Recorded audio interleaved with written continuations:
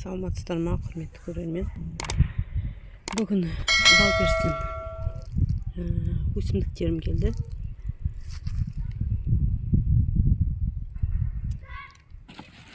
Мына бірінші өсімдік бұл гортензия ванила прайс деген. Көбісі білетін шығар, бұл классика. Мына сабағы күрең қызыл түсті екен. Сортына сай келеді деп ойлаймын, өйткені кішкентай болса да мына межді өзіле дейді ғой, яғни екі бүршіктің ортасы өте ұзақ. Ол гортензия өзі сондай, почкелерінің арасы ұзақ. Мынау Strong Annabelle. Мен алғанмын бұны, бірақ не өліп қалды, алылмай қалды. Кішкентайын алғанмын осыны. Мына Валберстен бірінші рет алып тұрмын.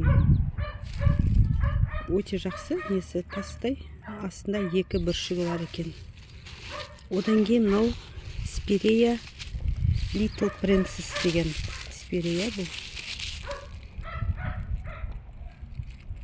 Өте кішкентай екен. Қиып алатын болам, қиып мынаны көбейткім келіп тұр. Сол үшін алдым, өзіме көбейту үшін. Мына басын барлығын осындай қиып алатын болам. Қиып алып, қыстай өсіріп көбейтіп көрем. Өліп қалмаса, енді көретін боламыз оны. Распаковка осы. Мыналарға ешқайда отырғызбаймын. Осы күйінде, осы қыстап осылай шығатын болады бұйырса келесі жылы көреміз қайыққа отырғызатынымды. Саламатсыздар ма, құрметті көрермен. Видеомның басында көрсеткендей, Валберстен алған гортензия White Ball деген. Бұл древовидный гортензия. Осыны есік алдына отырғызым деп тұр. Негізі ойлағам, Strong Annabelle'ді отырғызам ба деп, бірақ бұл биік болатын сияқты. Мыналардың видеосын қарап шықтым, White Ball деген. Бірақ не орташа болатын сияқты, биіктігі метрге дейін. Тамыры мынандай, міне қатты не қылмаған, қатты өсіп кетпеген. Егер бұл жерден биіктеп қатты өсіп кетіп жатса, бұйырса, онда орнын ауыстыратын боламыз. Гортензияны отырғызғанда сізге топырағымен қай жерге дейін келді? Мен мына жерде тамыры көрініп тұр. Мына жерде. Сол жерге дейін отырғызамыз, көнбейміз. Көнген жағдайда ол тамырланам деп тағы да уақыт жоғалтатын болады. Өспей. Сол себепті жалпы древовидный гортензиялар метельчатый болмаса крупнолистный гортензияларға қарағанда жер талғамайды бұлар. Бір жақсы жер сол. Ешқандай тамырын тимеймін, өйткені тамырлары өте аз және жас екен. Сол себепті тимейтін боламыз.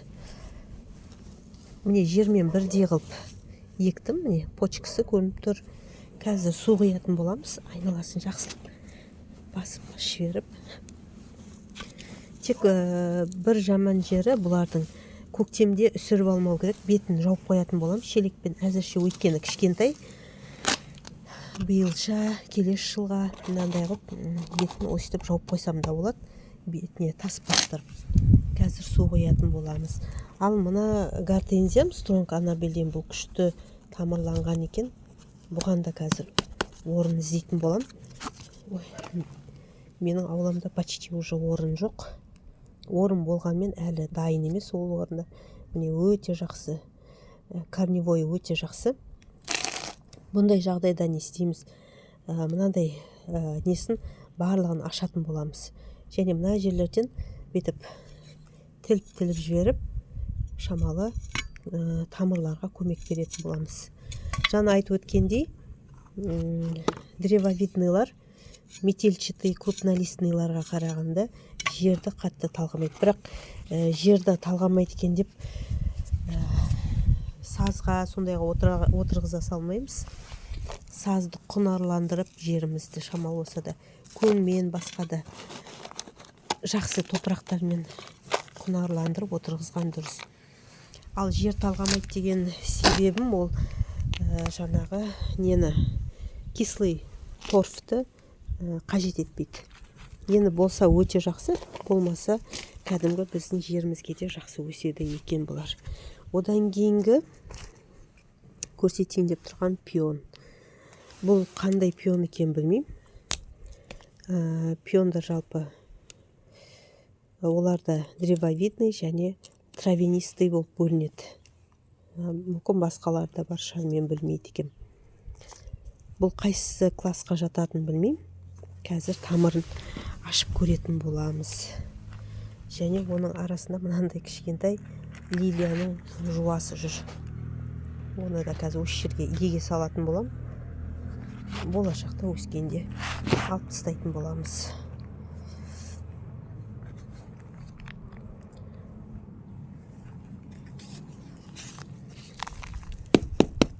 Бұны да қаладан алдым. Алдында лилияның жуасын сол алып жүрген кісіден 1500 теңгеге. Тамыры жақсы. Жалпы пиондар андай өмір сүруге өте жаңағыдай бейімделгіш сондай өсімдіктер екен. Тіпті мынандай жаңағы корень дейді ғой, тамыры. Осының өзі өседі екен. Енді бұған да бір жақсы орынды дайындап қазір егетін боламын. Мына жерде мысалға бүршіктері бар. Осы бүршіктерін жерден 4 сантиметр ғана түсіріп егеміз. Одан артық мықты тереңге екпеу керек екен. Егер 4 сантиметрден төмен түсіп кететін болса пион, онда ол гүлдеу процесі өте баяулап қалады екен. Тіпті 5-6 жылға дейін баяулап қалады екен. Соны ескеру керек екен. Мен де бірінші рет енді пионға қатты қызықпайтын, биылдан бастап ойландым. Өйткені менде көктемде гүлдейтін өсімдіктер өте аз. Жалпы пионның гүлдемесе де бұның жапырақтары өте әдемі. Сол себепті алдым. Әйтеуір өзі гүлдеп болғаннан кейінді жапырақтары декоративный оның. Енді осыларға жер іздейтін боламыз. Келесі отырғызатын өсімдігім Little Princess деген жапондық спирея. Тамыры өте жақсы.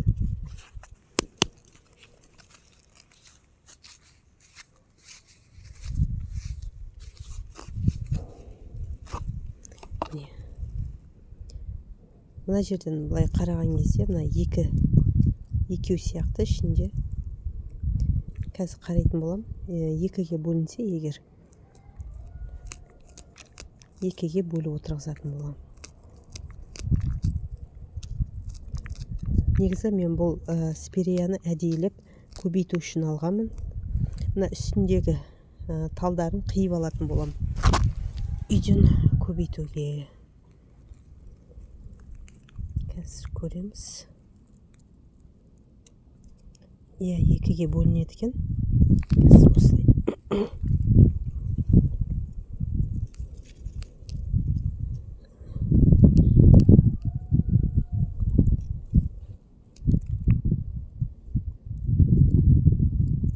Жалпы екеуі бір ағаштан негізі көбейген, бірақ екеуінің бөлек-бөлек тамырлары да бар екен. Осылай.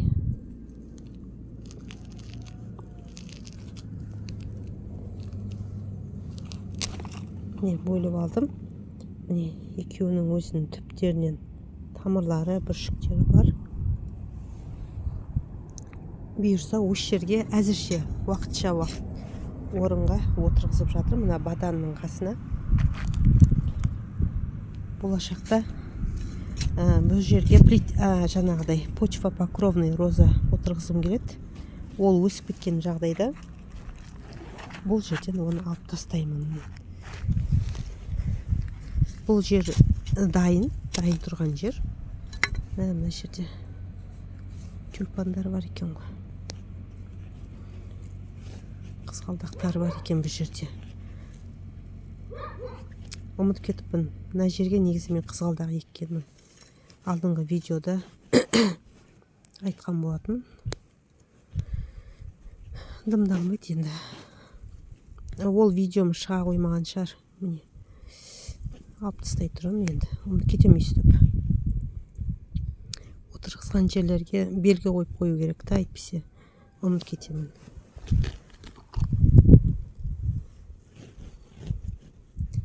Енді басқа орын таба алмадым, осы жерден басқа.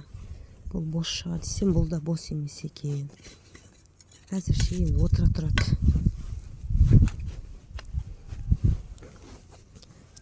Мына басындағыларын қиып көбейтуге алатын боламын. Мына екіншісінде қазір мына жерге отырғызамын. Міне біреуін мына жерге, міне тұр. Біреуін мына жерге ектім. Жаңағы шығып қалған қызғалдақтарды мына жерге еге салдым. Қызғалдақтар олар ешқандай проблема емес. Оларды күзде қазып алып қайтадан егуге болады. Әзірше осы жерге егіп қойдым. Мына жердегі міне зайчи уши деген еккен едім ғой, соларды міне алған сияқты. Қазір енді мына жерде міне бүгін қазанның 20-сы. Мына не әлі гүлдеп тұр.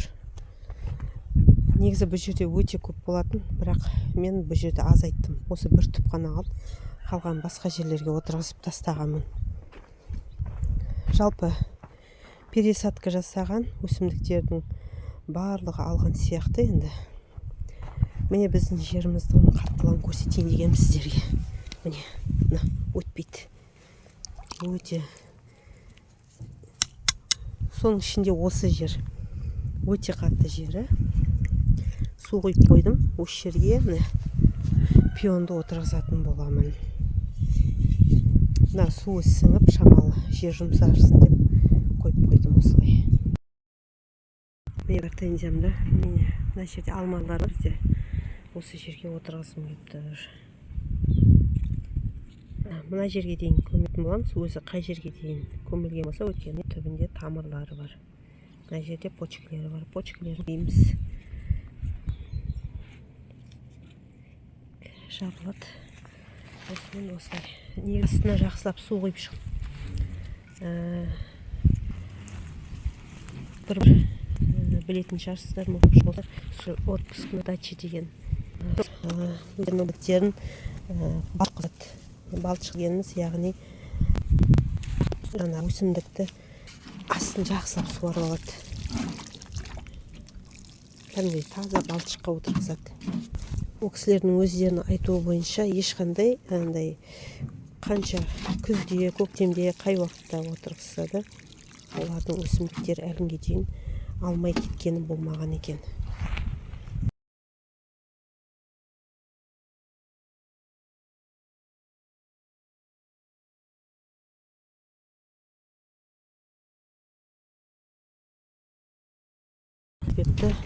Негізі ол кісілердің олай отырғызатын бұрыннан білетінмін да, бірақ ұмытып кеттім. Осы жазда бір ел жақсы алып тұрып, жаңағыдай суаруға ұмытып кеттім да, содан өліп қалды ол. Содан кейін ойлап жатырмын. Сол кісілердің ұстанымы бойынша келесіде сөйтіп егіп көрейінші деп, өйткені ақылға қонымды. Егер біздер астына жақсылап су құйып алып бірінші, сосын бар өсімдікті отырғызатын болсақ, оның түбіндегі ылғалы әйтеуір тұрады да. Ұмытып кеткен жағдай, ұмытып кеткеннен бір айға ұмытып кетпейміз ғой енді. 3-4 күнде ұмытып кетуіміз мүмкін, бір жетіге ұмытып кетуіміз мүмкін да. Сондай уақытта әйтеуір бойындағы ылғалы жаңағыдай нәр беріп тұрады өсімдікке. Сол дұрыс деп ойлаймын. Бізде енді міне қазір жел дала.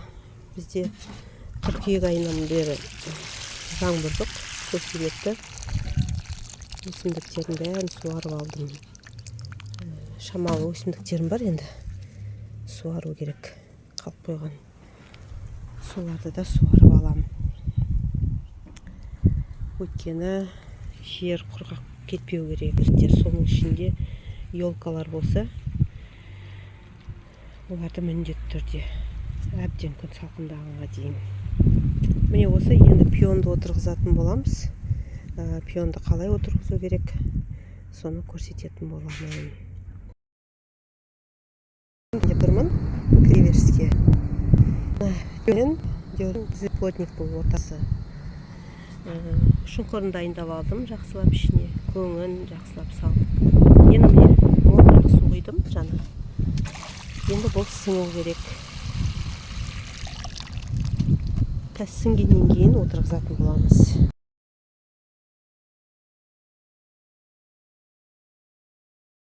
Көрермен, пионды еккендегі видеом түспей қалыпты. Жаңағы кнопкасын баспай қалғанмын ғой деймін.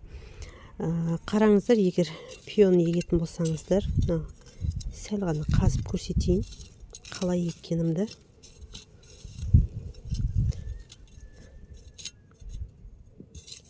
Өйткені бұның почкілері де бар уже.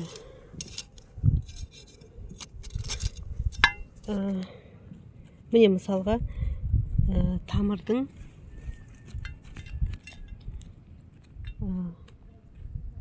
міне мына жерден бастап уже тамыр басталады ары қарай. Қараңыздар, міне мына почканы әдейі екті топырақпен көміп кеттім. Өйткені мынау бүршік атып тұр. Егер тоңып қалса, келесі жыл гүл болмайды деп айтады. Тоңып қалмау керек. Міне осы міне жерден тек қана 4 сантиметрге көміліп тұру керек. 4 сантиметр. Қатты мысалға лилиялар сияқты, тюльпандар сияқты 15-20-30 сантиметрге екпейміз бұларды. Мыналарды әдейі негізі жауып қойған едім, почкілер тоңып қалмасын деп. Мына жердің бетіне өте жақын егетін боламыз. Неге? Себебі гүлдеу процесі тезірек, ертерек болу үшін.